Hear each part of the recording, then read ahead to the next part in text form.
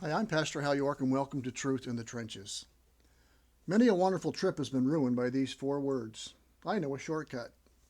I've used them many times myself, and yes, sometimes it did work out to be shorter, and then other times, well, it didn't.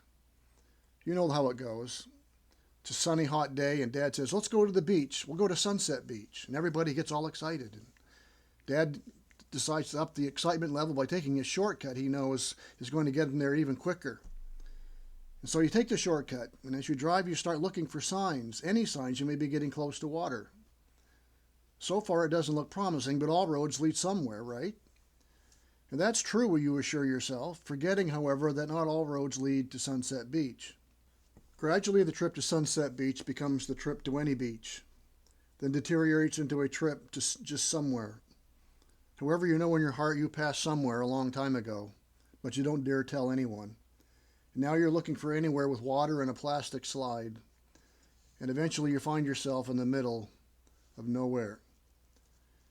Usually during this fateful journey, someone in the back seat will unwisely make the suggestion that we should just turn around and go back to where we made the decision to take the shortcut. It's amazing how annoying common sense can be sometimes. The cardinal rule I and most men follow when driving is never turn around. That is to admit defeat. Keep driving at all costs. Even though there's that still small voice inside me telling me it's the right thing to do, and the much louder ones outside me in the car telling me it's the right thing to do, I keep reasoning, how can it be right if it feels so wrong? I'm convinced I can make this work. That's how the human heart is. I can get out of this. I can find my way back without having to turn around or repent and admit I was wrong. And so I rage against wisdom and I stay lost. And the family stays dry and we head home never having found anything even close to a beach. Everyone's joy is turned to despair, all because Dad won't turn around. Proverbs talks about people like this. How long, O simple ones, will you love being simple? How long will scoffers delight in their scoffing and fools hate knowledge? If you turn at my reproof, behold, I will pour out my spirit to you, and I will make my words known to you. That's Proverbs 1:22 and 23. If you are on the wrong road, lost, caught in the chains of your sin and own fleshly wisdom, Proverbs says, turn around.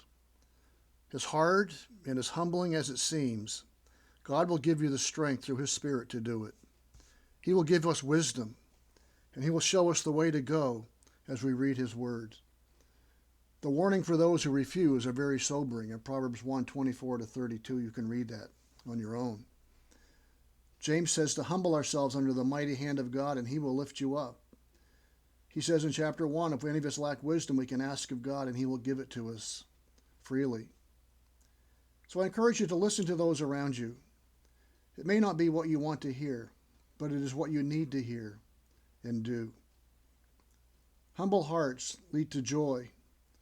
They are the pathway to God's blessing in our lives and in our families. Shortcuts always get us somewhere, but not always where we wanted to go. Sometimes we just need to turn around. May these truths guide us and guard us today in the trenches of life as we seek to use them and live for the glory of God and the good of others.